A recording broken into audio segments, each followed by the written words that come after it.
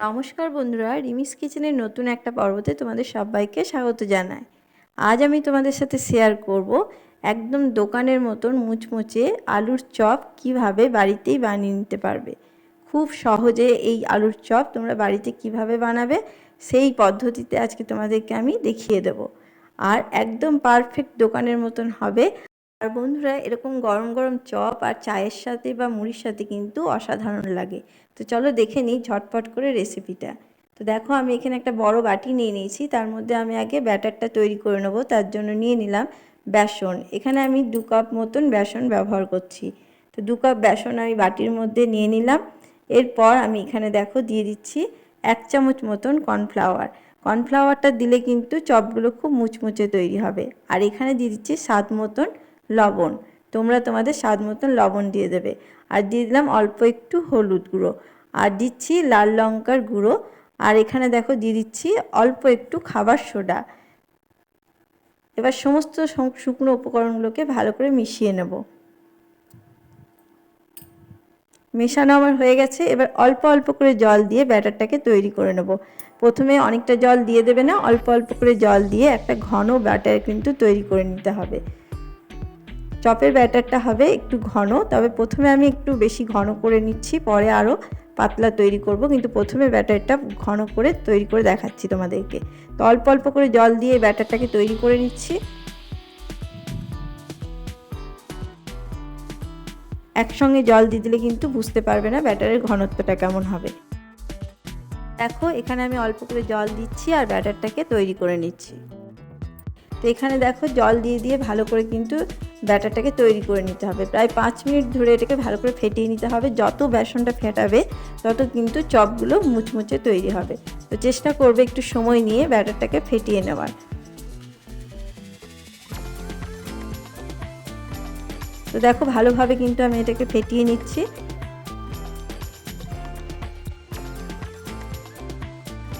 দেখো, এরকম ঘনত্বের কিন্তু ব্যাটারটাকে ফেটিয়ে নিয়ে এরকম ঘনত্বের তৈরি করে নিয়েছি। দেখতেই পাচ্ছ, এখন একটু ভালোই ঘনত্বের তৈরি হয়েছে। ঘন মোটা বেসনের ব্যাটার তৈরি করে নিয়েছি।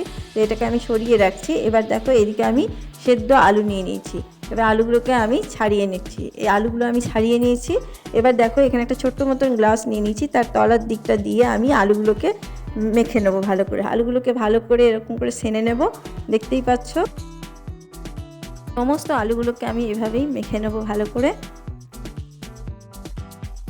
আর এমনভাবে এগুলোকে ভালো করে মেখে নিতে হবে যেন কোনো মোটা অংশ না থাকে আলু, সেদিকে ধ্যান দেবে যেন কোনো মোটা অংশ না থাকে। ভালোভাবে আলুগুলোকে মেখে নিতে হবে।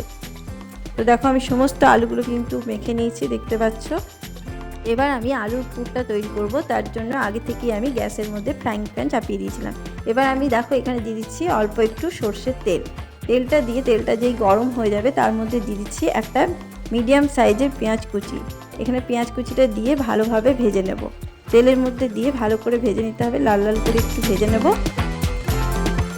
দেখো, পেঁয়াজটাকে একটু সময় নিয়ে ভালো করে ভেজে নিচ্ছি।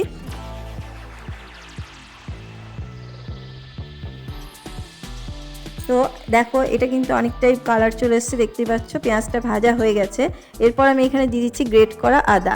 এখানে প্রায় 1 চামচ মতন গ্রেট করা আদা আছে। আর এখানে 1/2 চামচ মতন গ্রেট করা রসুন দিয়ে দিলাম। তো সমস্তটা দিয়ে ভালো করে আমি কষিয়ে নেব, যেন আদা আর রসুনের কাঁচা গন্ধটা না থাকে। একটু সময় নিয়ে এটাকে আমি ভাজা ভাজা করে নিচ্ছি। তো এবার আমি দেখো, এর মধ্যে কিছু গুঁড়ো মশলা মেশাবো। তার মধ্যে আমি প্রথমেই দিয়ে দিলাম এখানে হলুদ গুঁড়ো, লঙ্কার গুঁড়ো 1/2 চামচ, হলুদ গুঁড়ো 1/2 চামচ, লঙ্কার গুঁড়ো 1/2 চামচ মতন দিলাম, জিরে গুঁড়ো আর 1/2 চামচ দিয়ে দিচ্ছি ধনে গুঁড়ো। আর দিয়ে দিলাম স্বাদ মতন লবণ। আর দিয়ে দিচ্ছি কাশ্মীরি লঙ্কার গুঁড়ো, এটাতে কালারটা খুব ভালো হবে। সমস্তটা দিয়ে ভালোভাবে আমি কষিয়ে নেব। সমস্ত মশলা ভালোভাবে কষিয়ে নিচ্ছি। তার মধ্যে অল্প একটু জল দিয়ে দিচ্ছি যাতে মশলাটা পুড়ে না যায়।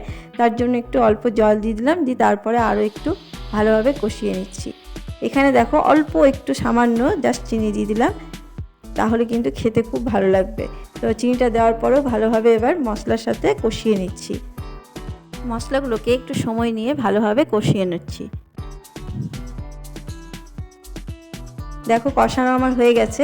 এরপর আমি এখানে যে আলুটা মেখে রেখেছিলাম সেই আলুটাকে আমি দিয়ে দিচ্ছি মশলার মধ্যে। এবার যে কষানো মশলাটার সাথে আলুটাকে আমি ভালো করে কষিয়ে নেব। আলুটার সাথে মশলাটাকে ভালোভাবে কষিয়ে নিতে হবে।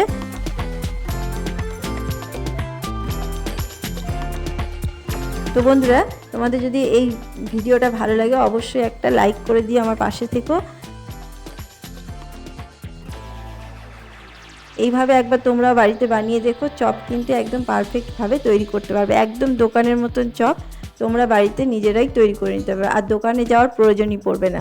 তো দেখো এই আলুটা কিন্তু পুরো রেডি হয়ে গেছে। কিন্তু তার আগে এখানে আমি দিয়ে দিচ্ছি অল্প একটু গরম মশলা, অল্প একটু গুঁড়ো গরম মশলা দিয়ে দিলাম। গরম মশলাটাকে ভালোভাবে মিশিয়ে নিলাম আলুর সাথে। আর এখানে দেখো দিয়ে দিচ্ছি অল্প একটু কাসুরি মেথিকে হাতে ঘষে নিয়ে দিয়ে দিলাম আলুটার মধ্যে। এই কাসুরি মেথিটা দিলে কিন্তু আলুর পুরটা খেতে খুবই দুর্দান্ত হবে। একবার দিয়ে দেখবে বাড়িতে, আর দারুণ সুন্দর টেস্ট হবে। তুমি এই টেস্ট ভুলতেও পারবে না, এত সুন্দর হবে। তো দেখো আমি আলুর পুরটা পুরো রেডি করে নিয়েছি। এটা আমার রেডি হয়ে গেছে। এবার এটাকে আমি নামিয়ে নেব। নামিয়ে এটাকে আমি ঠান্ডা করতে দেবো।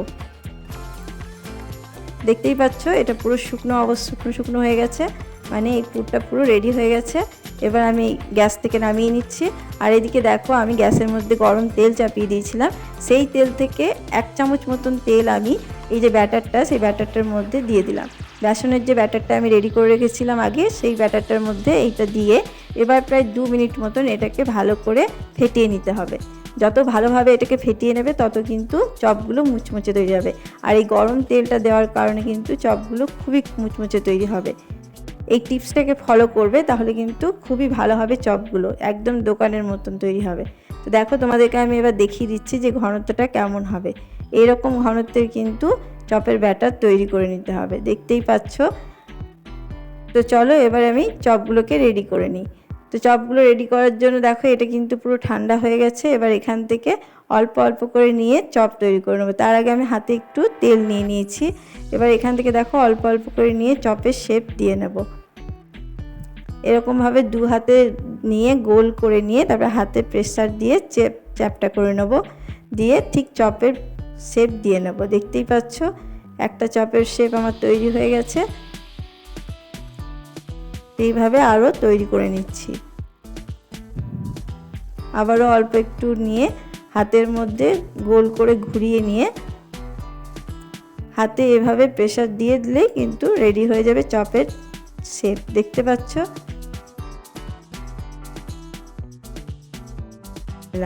এইভাবে প্রত্যেকটা চপ আমি তৈরি করে নেব। আর দেখো এখানে যে ব্যাটারটা রেডি করে গেছিলাম সেই ব্যাটারের মধ্যে এইভাবে কিন্তু চপের যে আলুর পুরটা সেটাকে দিয়ে হাতে করে তুলে নিয়ে তেলের মধ্যে দিয়ে দিতে হবে।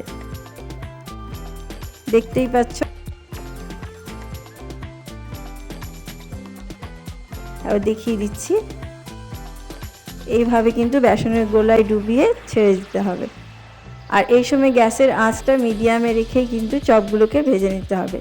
হাই আঁচে ভাজলে কিন্তু ভেতরটা কাঁচা থেকে যাবে। তো উল্টে পাল্টে আমি চপগুলোকে পুরো ভেজে নিচ্ছি।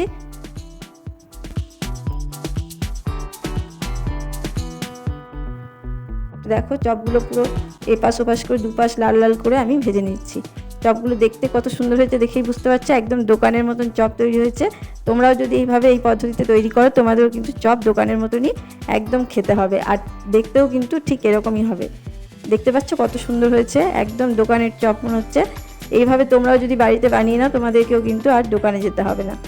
আর গরম গরম চায়ের সাথে অসাধারণ লাগবে। দেখতে পাচ্ছ কত সুন্দর হয়েছে।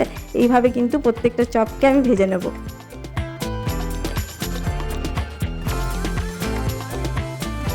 তো দেখো প্রথমে আমি দুটো ভেজে নিয়েছি, এরপর আরও তোমাদেরকে আমি ভেজে দেখাচ্ছি। ঠিক এরকম করে ব্যাটারের মধ্যে আলুর পুরটাকে দিয়ে এরকম করে ছেড়ে দিতে হবে, দিয়ে তারপরে মিডিয়াম আছে এগুলোকে ভেজে নিতে হবে। চপগুলোকে আমি দুটো করেই ভাজছি, তোমরা চাইলে কিন্তু একটু বেশি কম করেও ভাজতে পারো। তো আরও দুটো আমি দিয়ে দিলাম, দুটোকে আরও দুটো ভেজে নিচ্ছি। অল্প করে দিয়ে ভাজাটাই ভালো হবে, কারণ বেশি করে দিয়ে দিলে গায়ে গায়ে লেগে যেতে পারে। তো আমি দুটো করে দিয়েই ভেজেছি, দেখতে পাচ্ছ। তো এক পাশটা হয়ে গেছে, আরও এক পাশ উল্টে দিচ্ছি। এইভাবে প্রত্যেকটা চপকে আমি ভেজে নেব।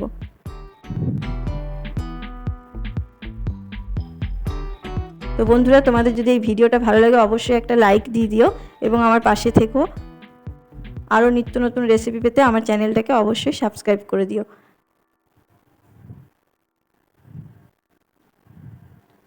তো দেখো, এই চপটাও কিন্তু রেডি হয়ে গেছে, আমি তুলে নিচ্ছি। এইভাবে প্রত্যেকটা চপকে আমি তৈরি করে নিচ্ছি। তো এটাও আমার রেডি। তো আমার সমস্ত চপ কিন্তু এইভাবে ভেজে নিয়েছি। তোমাদেরকে এবার সমস্ত চপটা আমি দেখাচ্ছি। দেখো কত সুন্দর হয়েছে, দেখতে পাচ্ছ? এই চপগুলো সমস্ত চপ একটাও কিন্তু ভেঙেও যায়নি, আর খুব সুন্দর মুচমুচে তৈরি হয়েছে। দেখতে পাচ্ছ কত সুন্দর হয়েছে, একদম দোকানের মতন পারফেক্ট চপ। এই চপ যদি একবার চায়ের সাথে খেয়ে দেখতে পারো, অসাধারণ লাগে। আর মুড়ির সাথে তো খুবই ভালো লাগবে, আর পাশে যদি এরকমভাবে লঙ্কার পকোড়ি করে নাও তাহলে কিন্তু আরও ভালো লাগবে। আবার কোনো নতুন রেসিপি নিয়ে হাজির হব। ততক্ষণ সবাই ভালো থেকো, সুস্থ থেকো। ধন্যবাদ।